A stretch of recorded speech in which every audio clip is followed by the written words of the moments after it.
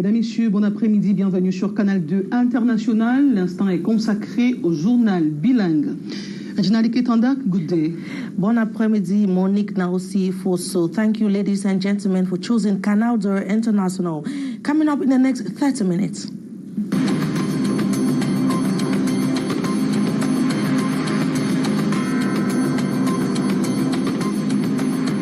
The clock is ticking, barely 24 hours before the highly anticipated encounter between Cameroon and the Gambia at the Japoma Stadium. Members of the organizing committee of the AFCON Total Energy 2021 have met in Douala for a walking session headed by Sports Minister Narcisse Mwelekombi. The members have given assurance that the Japoma Stadium is all set to host the match, thus ending speculations about the state of the pitch plus. Plus jamais de mort au cours d'un match de football au Cameroun. Instruction donnée par le ministre d'État, secrétaire général de la présidence de la République, Ferdinand Ngongo, était sur le site du stade d'Olembe où 8 Camerounais ont perdu la vie du fait d'une bousculade lors du match Cameroun-Comores.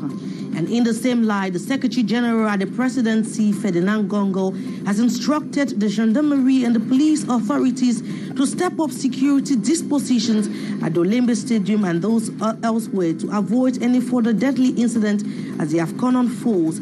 He dished out the instructions as he visited the scene of the stampede that left 8 dead and dozens others injured last Monday during the Cameroon-Comores match.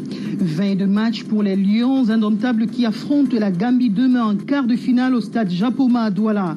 17h30 ce vendredi, conférence de presse d'avant-match dans la salle de conférence du stade principal de Japoma. 18h, reconnaissance de l'aire de jeu du stade principal de Japoma.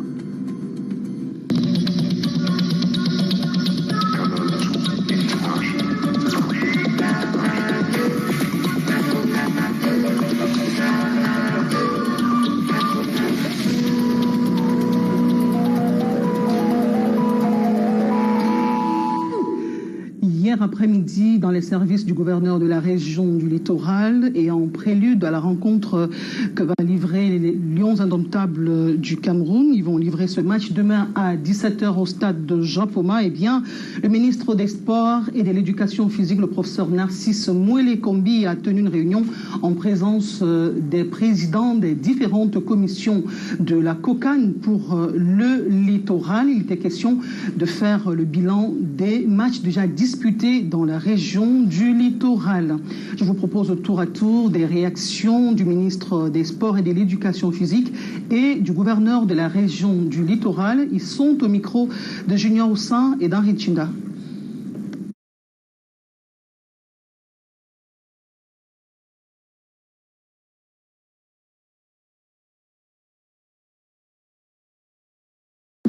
À toutes les parties prenantes à l'organisation. Je voudrais donc déjà demander de prier par l'esprit de professionnalisme et l'engagement habituel pour assurer la réussite de cet événement, avec à la clé, on espère, de tous nos voeux, la qualification des Lions indomptables pour les demi-finales de la compétition. Il s'agit certes ici d'un vœu, mais il s'agit aussi d'orientations qui ont été solennellement indiquées par la très haute hiérarchie. S'agissant de la tenue des différentes rencontres sportives sur le site de Japoma, sur 10 rencontres programmées à Douala à l'issue de la cérémonie du tirage au sort, notre site a invité jusqu'ici 6 rencontres de poule et une rencontre de 8e de finale. À l'issue des matchs de poule, 2 équipes ont été éliminées, notamment l'Algérie et la Sierra Leone, tandis que la Côte d'Ivoire et la Guinée équatoriale se sont qualifiées pour les 8e de finale. La rencontre des 8e de finale qui a opposé la Côte d'Ivoire à l'Égypte a vu après une épreuve de tir au but la victoire de la sélection égyptienne et sa qualification au quart de finale. De manière générale, toutes ces rencontres se sont déroulées sans incident majeur, à l'exception pour cette veille de match, le cocan est à pied d'œuvre dans la région du littoral. Drame au stade d'Olembe, le ministre d'État, secrétaire général de la présidence de la République, était sur le site hier. Sur instruction du président de la République, Ferdinand Ngongo, est allé s'enquérir de ce qui s'est produit lundi dernier et qui a coûté la vie à 8 Camerounais. Et cette descente sur le terrain visait à trouver des mesures pour que plus jamais une pareille catastrophe ne se reproduise. Daniel Anisseboudji pour plus de précisions. Multiplication des parkings et voies de contournement, délocalisation des sites de testing à l'entrée du stade, sensibilisation des supporters, renforcement des effectifs des forces de sécurité. Quelques prescriptions du ministre d'État, secrétaire général de la présidence de la République, descendu ce jeudi au stade d'Olembe sous instruction du président de la République. La bousculade mortelle du 24 janvier dernier continue de préoccuper l'État au plus haut sommet. Plus jamais un tel phénomène ne devrait se produire au Cameroun. Ferdinand Ngongo est venu tirer les leçons et donner des instructions. Les gens ne seront disciplinés que s'il y a un volume de force suffisant pour être dissuasif. Parce que si le entend déjà l'hymne national, il va escalader ceci. Très clairement. Donc, on met ça, mais on met aussi, monsieur le ministre Toga, où est le DGSL? On met suffisamment de gens pour faire en sorte qu'il y ait de la discipline. Présent dans sa délégation, les principaux acteurs de la chaîne de sécurité, dont le ministre de l'administration territoriale, le délégué général à la sûreté nationale, le secrétaire d'État à la défense chargé de la gendarmerie, ajouté à des officiels de la CAF. Bien avant, le ministre d'État va effectuer à pied le trajet qui mène aux différents parkings du stade jusqu'au lieu du drame à l'entrée est pour un moment de recueillement marqué par 1 minute de silence en mémoire des disparus. Les mesures édictées par l'émissaire du chef de l'État devront s'appliquer non seulement au stade d'Olembe, mais partout ailleurs sur le territoire national. Match Côte d'Ivoire-Égypte, on en reparle. Cette rencontre qui a suscité beaucoup d'émoi entre supporters ivoiriens et camerounais. Il y avait comme de l'eau dans du gaz. Des photos, des vidéos montées, des parodies sur du digital. Eh bien, une mésentente qui s'est déportée au-delà des gradins. On l'a vécu même dans les villages des supporters. Gag ou querelle entre frères ennemis, Janice Kamga et Samuel Babikissé. À l'issue de la rencontre de Coupe d'Afrique des Nations 2021, Comores-Cameroun, un clash est né. Entre Ivoiriens et Camerounais, c'est la rupture. À l'origine, une question d'honneur. Le Cameroun a été accusé de tous les noms d'oiseaux alors qu'il n'est même pas responsable des tests et qu'il n'en sait rien de ce qui concerne la manière dont les tests se déroulent. Et on accusait le Cameroun justement de les avoir manipulés. Alors que la veille, les supporters camerounais avaient fait le plein d'œuvre pour soutenir les éléphants de Côte d'Ivoire. Ils ont apporté leur soutien en 8e de finale au pharaon d'Égypte en guise de représailles pour ce qu'ils ont perçu comme de la traîtrise. Sur Facebook, Twitter, Instagram et même dans les gradins, les Judas sont chahutés. Avis d'experts, ces prises de bec récurrentes entre les deux pays frères trouvent leur fondement aux confins de l'histoire. Cela date quand même d'un peu longtemps. Beaucoup d'analystes sociopolitiques au Cameroun se disent il est bon de suivre ce qui se déroule en Côte d'Ivoire dans la mesure où ça peut être le Cameroun de demain, dans un certain nombre d'éléments, puisque la succession ici, on ne l'a pas gérée. La succession en Côte d'Ivoire, ils sont en train de vivre la crise de succession depuis la mort de Fouet-Boigny. Le sociologue estime également que les échanges matrimoniaux d'un certain nombre de vedettes du monde du sport et de la musique ajoutent une bonne dose d'humour à cette relation conflictuelle. Quand on connaît anthropologiquement, il y a beaucoup de choses que le Cameroun partage avec la Côte d'Ivoire et il me semble qu'il vaut mieux le prendre dans le sens de la parenté par plaisanterie et ne pas aller au-delà. Au final, il convient d'épouser les valeurs nobles du football en retenant que c'est amusement et que dans ballon, il n'y a pas palabre. Maintenant là, je supporte le Cameroun. Et je l'ai toujours dit ici, haut et fort, que mon cœur est camerounais. Pourquoi? C'est un peu guerrier, c'est un peu patriote. Eh bien, le billet d'entrée de ce jour donne des clés de compréhension du jeu du « je t'aime ». Je te déteste, que la CAN ravive les fins des rapports particuliers entre supporters ivoiriens et camerounais. C'est l'épisode numéro 3 de la série billet d'entrée signé Rodrigue Tongué avec des illustrations de Raoul Moufo.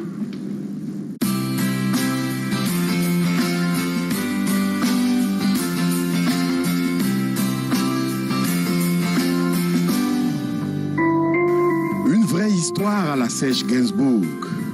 Celle qui lie le Cameroun et la Côte d'Ivoire. On eût dit un couple qui se chamaille parfois, s'étripe et s'épille de temps en temps, mais se câline souvent. Je t'aime, moi non plus.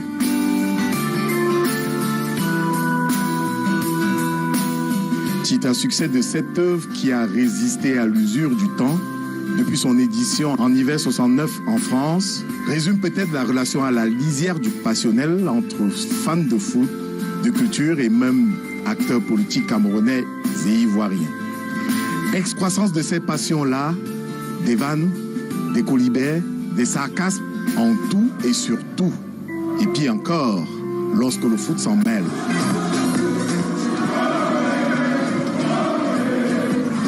Jamais un public n'aura été aussi versatile que celui du Cameroun dans le même stade, comme à Japoma, sur son soutien à la même équipe en 2 matchs successifs. Contre l'Algérie, les éléphants avaient la sympathie du public. Et puis contre l'Égypte, patatras.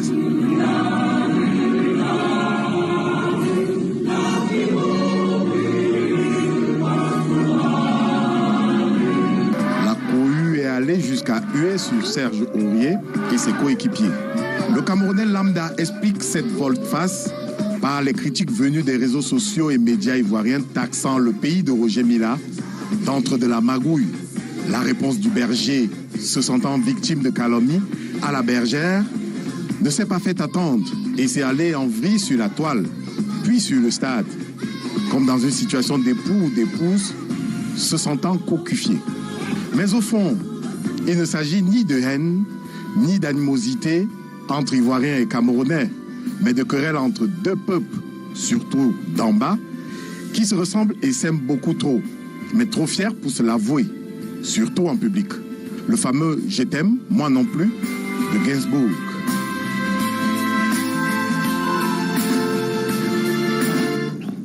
Je t'aime, Regina. Ah, moi non plus.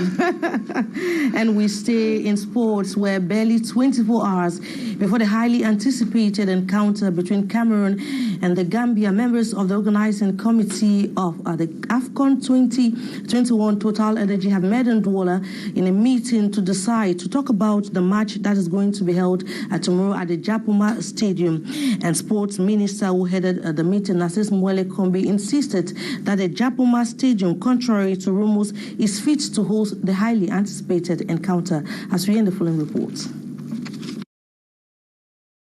Ahead of the quarterfinals match between Cameroon and the Gambia of the AFCON Total Energy 2021, the organizing committee of the competition, COCAN, has held a working session in Douala on Thursday. Sports and Physical Education Minister has exhorted members of COCAN to be more responsible and efficient. Each one of us has to be responsible and do his job so that the Lions can qualify for the next level. This is the wish of Cameroon's hierarchy, and all is in place for the match to take place hitch-free.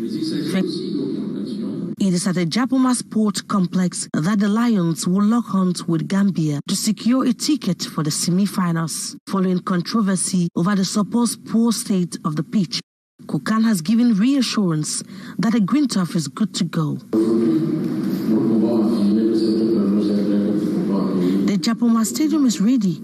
There's no problem of light, no problem concerning water, there's internet connection, and most importantly, the green turf is also good. It's been taken care of regularly, and so it's in good shape. As for the governor of the Littoral region, different matches played at the Japoma Stadium have so far been good. De manière générale, toutes ces rencontres se sont déroulées sans... All the matches we have had at the stadium have been good so far. All the appropriate measures were taken, and there has not been any issue.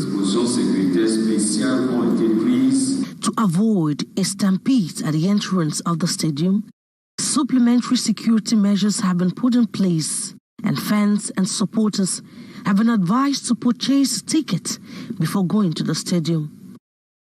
Now, the Secretary General at the Presidency, Ferdinand Ngongo, has instructed the National Gendarmerie and the police to step up a security disposition at the Olembe Stadium to avoid any further deadly incident.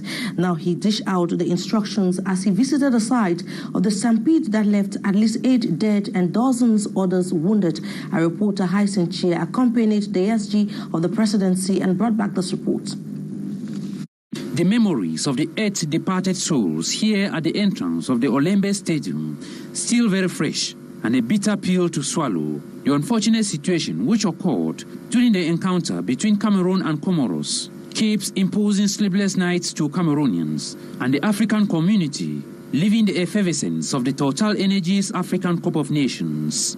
It is in this light that the Secretary General at the Presidency of the Republic, Ferdinand Ngongo, and a powerful delegation comprising of the Minister of Territorial Administration, Paul Atanganji, the Secretary of State in charge of the National Gendarmerie, Galax Etoga, and the Delegate General for National Security, Martin Bargangele, under instructions of the Head of State, are here this Thursday to understand the circumstances that led to the death of Cameroonians who were out to support the indomitable Lions. And here at the East entrance, scene of the stampede, the delegation observed a minute of silence for the departed compatriots, and in the presence of CAF officials, Ferdinand Ngongo dished out firm security assignments to the security authorities to avoid any of such disastrous incidents, be it at Olembe or elsewhere. On met ça, mais on met aussi, monsieur le ministre Toga, où est le DGSL? On met suffisamment de gens pour faire en sorte qu'il y ait de l'action. Among the many instructions to be executed immediately include the multiplication of the parking space, the restructuring of COVID-19 testing sites on match days, the multiplication of access ways to the stadium, and the constant sensitization of supporters on discipline while in the field. It should be recalled that the Confederation of African Football has suspended matches at Olembe Stadium, and the decision President Patrice Motsepe stated shall only be reversed when there are complete reports on the catastrophe and total proof of efficient security dispositions.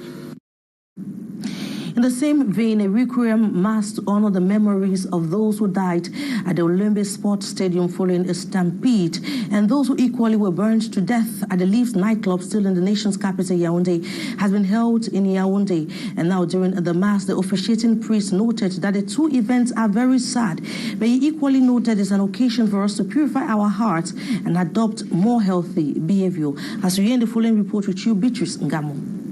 Lighted candles in memory and honor of all persons who perished during the Olembe Stampede last Monday and the Lives nightclub fire blast early Sunday morning. This was during a requiem mass at the Mary Mediatrix Parish, Etude in Yaoundé Thursday. Prayer to condole with and console all families affected in one way or the other. These misfortunes can create situations of fear, uncertainty, and can implant pessimism in minds of many, which in the long run might become difficult to manage. Prayer is what is needed now. Prayer for Africa, prayer for Cameroon, prayer for the families who has the death. With inspiration drawn from the Gospel reading according to Mark chapter 4, verse 21 to 25, Reverend Father Antolo lauded the faithful to make their lamp shine wherever they are, so that when death comes in a surprise or premature manner, as in these recent accidents, their way will be clear before their Creator. The Requiem Mass was also an appeal to purify our consciences and adopt responsible behaviors. On se met en rang pour entrer dans un stade. We lined up to enter a stadium, and if all respect that, there will be no drama. If on roads all tries to respect the road code, there will be no death. And these dramas can be avoided if all accept to change our mentalities and behaviors. Changer de mentalité et de comportement. Life challenges today are great. also we need the support of the Almighty, while the Mass was followed by adoration of the Blessed Sacrament. The faithful join in their prayers with supplications, calling on Christ the Purifier, the only one capable to restore, re-establish harmony and life. And away from football-related events, we now talk the upcoming celebration of Cameroon's National Day, where a new format of March Past for the day has been unveiled in the nation's capital, Yaoundé. Now talking to the press on Thursday, the Minister of Youth and Civic Education, Monuna Fotso, noted the traditional March Past practice has been completely decentralized to contain the spread of COVID-19. Our reporter Hyacinth Chia took part at the meeting and brought back this report. The celebrations of the National Youth Day 2022 has been placed under the theme Youth and Voluntary Participation in the Major Challenges of Cameroon.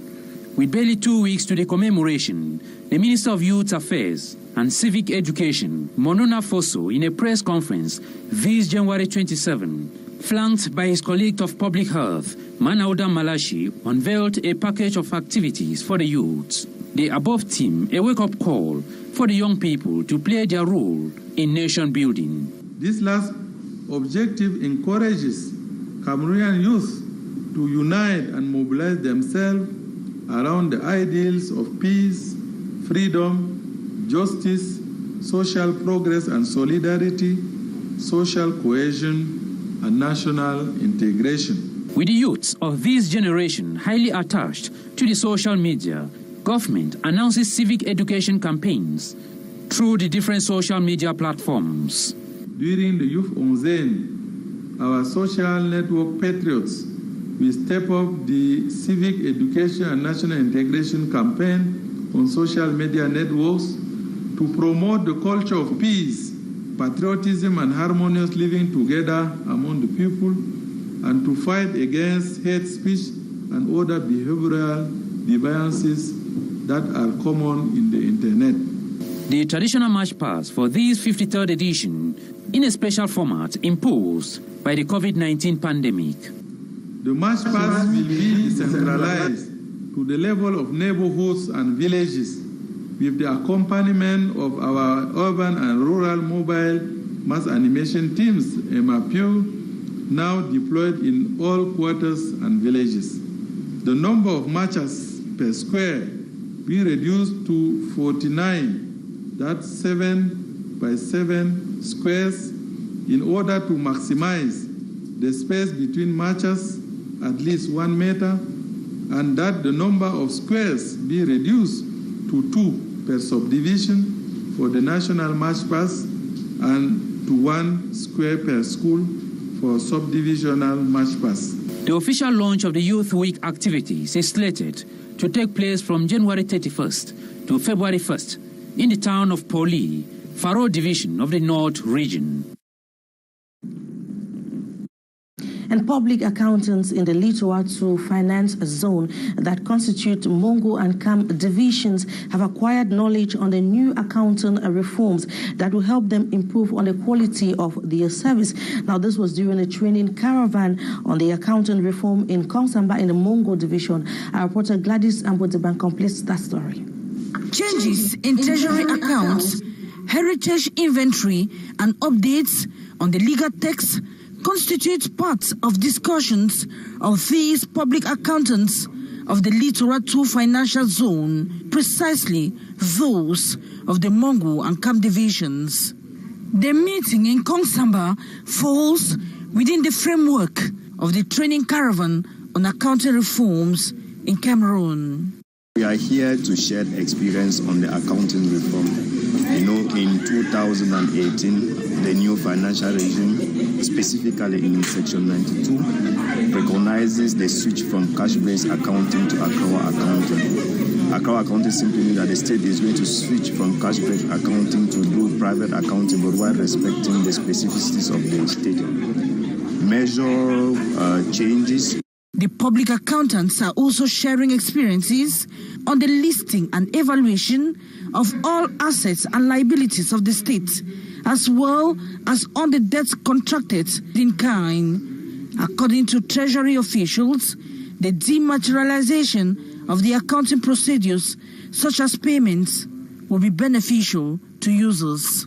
People that have maybe particular amounts that are less than 100,000 first as they are in the payroll, they don't need to displace themselves, cover distances with the transaction costs and the risk that it may entail to the public station, treasury station to collect. They'll be paid through mobile money. They will be working like bank, that they will withdraw. You can withdraw your salary directly from a card without coming to the treasury, because we are going to give you a treasury card through each month. Obviously, equally, it is a reform that is imposed at the international level. It will take CEMAC by the directives. We have to make an assessment of all the state's assets and liabilities. We record them and we follow them. With the new accounting system, the quality of service rendered to users by the public treasury is expected to improve, increase transparency in public management and efficiency in decision-making.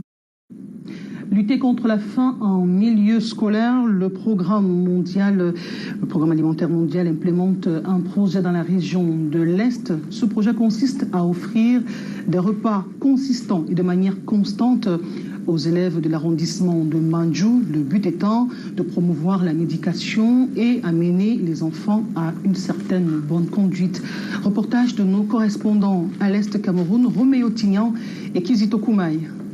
Promouvoir l'éducation et inciter les écoliers à rester dans les salles de classe, c'est l'objectif du projet d'alimentation scolaire mis en œuvre dans la région de l'Est par le Programme alimentaire mondial, en abrégé PAM. L'importance de ce programme, c'est que c'est les denrées alimentaires, les aliments, ils ne viennent pas d'ailleurs, ils ne sont pas importés, c'est surtout des produits locaux. L'idée, c'est d'utiliser les écoles autant que pôles de développement pour activer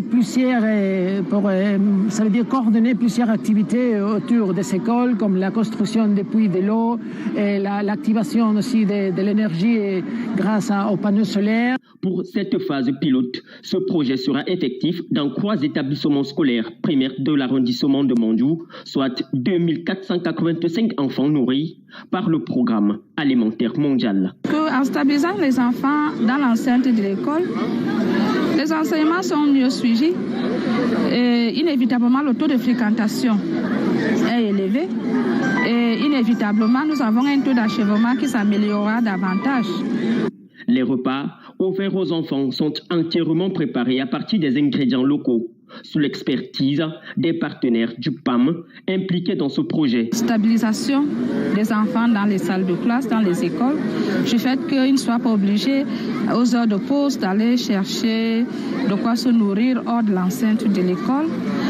Et généralement, il se trouvait que lorsqu'ils partent, certains ne revenaient pas. Au terme de la phase pilote de 3 mois, le projet s'étendra dans toute la région de l'Est. L'édition du 13h de ce 28 janvier 2022 entre en gare. Merci d'être resté à l'écoute de Canal 2 International. Regina Niketondak.